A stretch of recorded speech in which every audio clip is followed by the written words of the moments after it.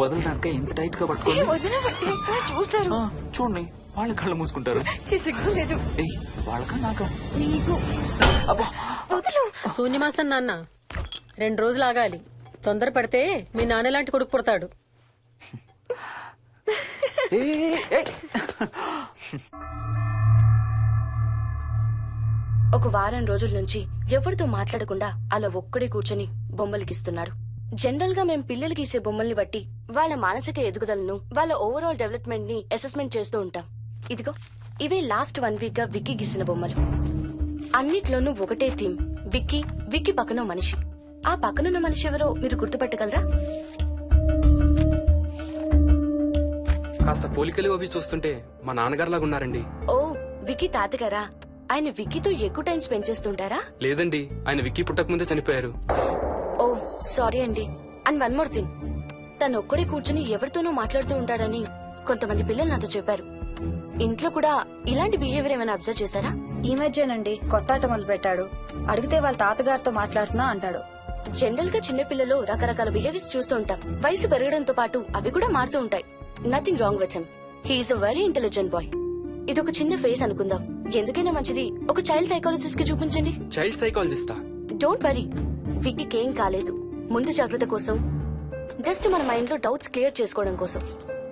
ఇదిగో he's doctor Anand Sharma, మా school కి కన్సల్టెంట్ సైకాలజిస్ట్. ఒకసారి కాల్ చేసి అపాయింట్మెంట్ తీసుకోండి.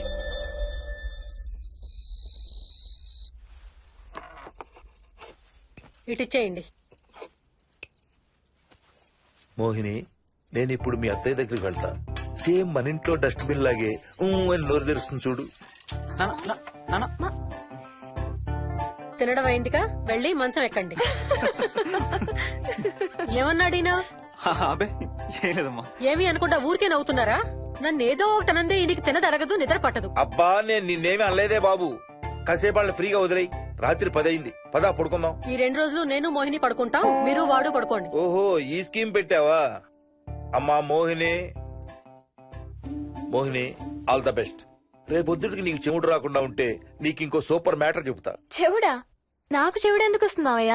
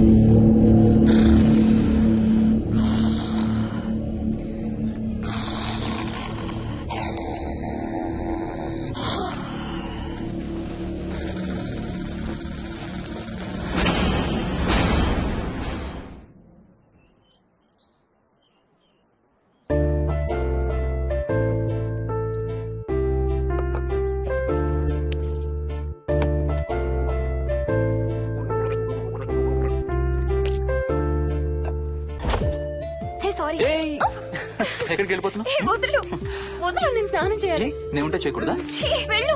వెళ్ళను, నేను కూడా స్నానం చేయలేదు. ఆ షవర్ కింద ఇద్దరం ఈజీగా పడతాం అనుకుంటా. ఛీ, వెళ్ళు. ఏయ్, బయటికి ఏయ్, వెళ్ళు. మోహిని, వెళ్ళు బయటికి.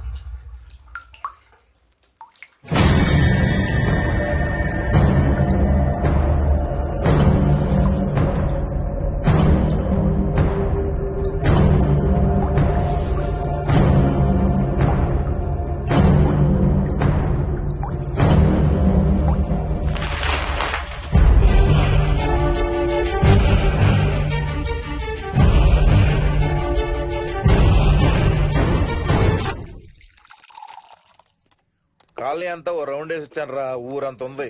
బాగా ఆకలేస్తాం. టిఫిన్ రెడీయా? రెడీ. రెడీ మావయ్య. చట్నీ ఏం చేసావమ్మా? టొమాటో చట్నీ. ఊరు నుంచి తెచ్చిన పచ్చళ్ళు కూడా ఉన్నాయి మావయ్య. మోహిని ఆగమ్మా, అన్ని ఇక్కడే ఉన్నాయిగా, నువ్వు కూడా వచ్చి కూర్చో. నాకు ఓ దోశ ఇవే. రేయ్, అది ఆపి టిఫిన్ చేయరా. సాయంత్రం నీ ఫ్రెండ్స్ డిన్నర్ కి వస్తున్నారా? వస్తున్నారమ్మా. అవునమ్మా, మీ అన్నయ్య ఎప్పుడు వస్తున్నాడు? ఓ 4-5 రోజుల్లో ట్రైనింగ్ అయిపోతుంది అత్తయ్య. వచ్చేస్తాడు. టిఫిన్ చేసి వంట మొదలు పెట్టేద్దాం అత్తయ్య. ఎరా, పెద్ద గిన్నెలు ఏమైనా కొన్నావా? ఏం కొనలేదమ్మా, షాప్ కెళ్ళి తీసుకొద్దాం. ఇప్పుడు అంత దూరం ఎక్కడ వెళ్తాం అత్తయ్య? ఉన్న వాటితో మేనేజ్ చేద్దాం. అలాగేనమ్మా, ఇంట్లో సామాన్లు కొనేటప్పుడు కాస్త చూసుకోనమ్మా. అలాగే. అవునవును, చూసుకోనమ్మా. జీవితాంతం మనతో ఉండేవి.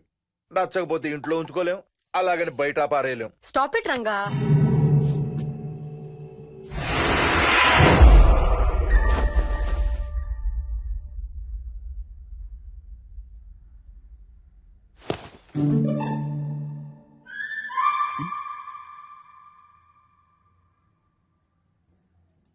అమ్మ, మంచి లేత వంకాయలు దొరికాయి. ములక్కాళ్ళు, పచ్చిమిర్చి కూడా తెచ్చాను. కొంచెం కడిగి కోసేయ్. సరేమ్మా. యదమ్మా, కొంచెం మిరపకాయలు బయట ఎండపెట్టాలి. పద.